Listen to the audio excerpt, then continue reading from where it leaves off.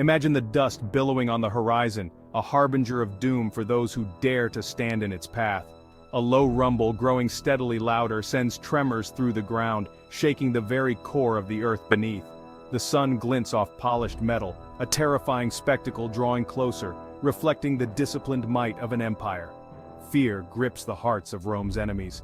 They know what's coming, the legions, an unstoppable force that leaves nothing but devastation in its wake.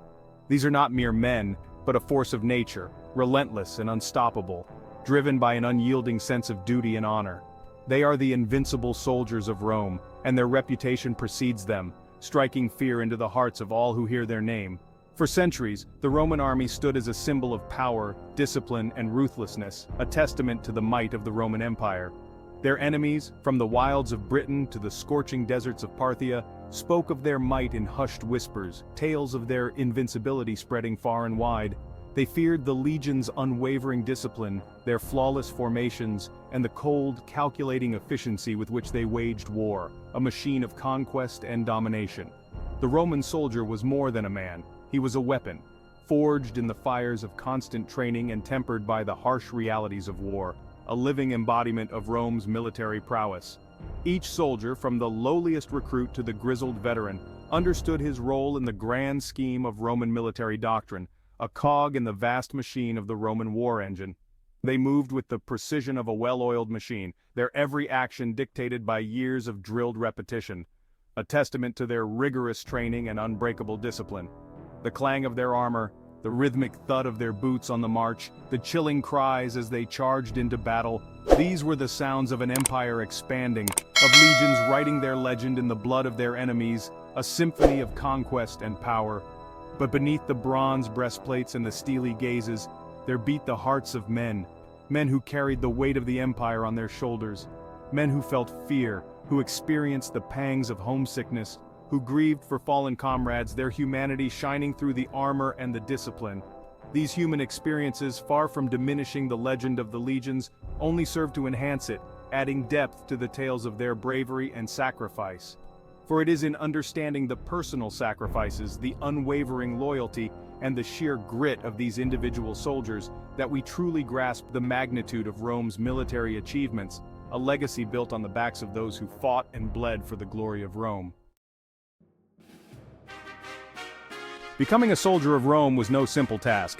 It was a transformation, a brutal crucible that tested the limits of human endurance and forged raw recruits into instruments of war. Legionary young men, most from rural backgrounds, were drawn to the legions by the promise of adventure, glory, and steady pay. They traded the plow for the sword, the simple life for the harsh realities of the Roman military machine. Their journey began with basic training, a grueling regimen designed to weed out the weak and instill unquestioning obedience in those who remained. They marched for miles under the scorching sun, their backs laden with heavy packs. They learned to wield the gladius, the iconic short sword of Rome, their movements honed to deadly perfection through countless hours of practice. But physical prowess was only half the equation.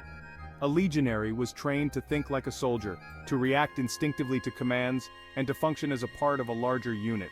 Drill instructors, veterans themselves, hammered home the importance of discipline and teamwork, knowing that on the battlefield, the fate of the legion often rested on the unwavering cohesion of its ranks. This rigorous training fostered a sense of brotherhood among the recruits. They endured hardship together, celebrated victories together, and mourned fallen comrades together. This bond, forged in sweat and blood, transcended the traditional social hierarchies of Roman society. Within the ranks of the legion, a man was judged not by his birth or wealth, but by his courage, his skill, and his unwavering loyalty to his comrades. This sense of brotherhood, combined with their rigorous training, instilled in each legionary an almost unshakable confidence in his comrades, and in the strength of the legion as a whole. Disciplina, the very word sent shivers down the spines of Rome's enemies. It was the bedrock of the legions, the invisible force that transformed ordinary men into an unstoppable fighting force. Roman discipline was not simply about blind obedience, it was about instilling a deep-seated sense of order, cohesion, and unwavering commitment to the legion above all else. This discipline manifested itself in every facet of legionary life, From the meticulous layout of their camps to the flawless execution of their battlefield maneuvers, every soldier knew his place, his duties, and the consequences of failure. Centurion punishments for infractions were swift and brutal, ranging from whippings to decimation, a horrifying practice where 1 in 10 men in a cohort were chosen by lot and clubbed to death by their comrades. Yet Roman discipline was not solely maintained through fear. It was fostered by a complex system of rewards and punishments designed to incentivize good behavior and foster a sense of collective responsibility. Soldiers who displayed courage in battle, who consistently performed their duties with diligence and skill, could expect to be rewarded with promotions, increased pay, and the respect of their peers. The centurions, the backbone of the Roman officer corps, played a crucial role in maintaining this delicate balance. These hardened veterans, often promoted from within the ranks, led by example, demanding the same high standards from their men that they held themselves to. They were responsible for the day-to-day training and discipline of their units, ensuring that the legions remained a well-oiled fighting machine, capable of crushing any opposition. When the call to arms echoed through the Roman Empire, the legions mobilized with terrifying speed and efficiency. They moved like a force of nature, their columns snaking across the landscape, leaving behind a trail of dust and trembling earth. The Roman army on the march was a spectacle of both order and raw power. At the head of the column marched the legion's standard-bearers, their presence a constant reminder of the honor and glory that came with serving Rome.